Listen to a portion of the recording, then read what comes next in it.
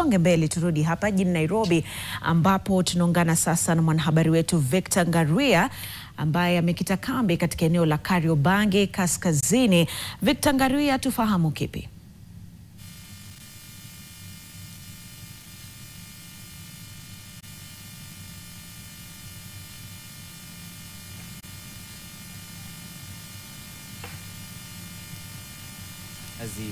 Ambao ni wapiga kura watakuwa wanatekeleza haki yao ya kidemokrasia ya kumchagua kiongozi wanayeamini kuwa ataridhisha matakwa yao. Tangu vifaa vya uchaguzi kutoka katika gala la IEBC jijini Nairobi na kufika katika vituo mbalimbali vya kupiga kura katika chaguzi hizi ndogo, maafisa wa IEBC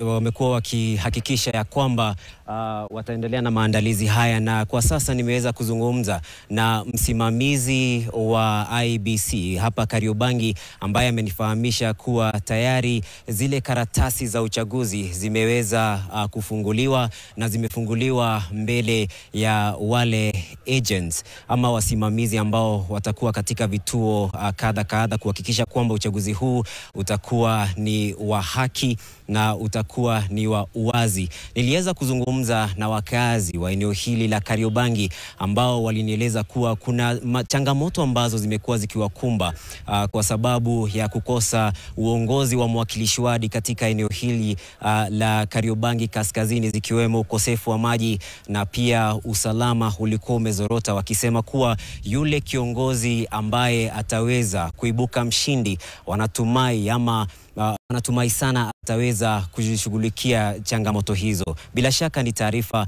ambayo nitaendelea kufuatilia kwa kina na nitakuletea katika taarifa zetu za baadaye. Kwa sasa nirudishe usukani kwake Frida.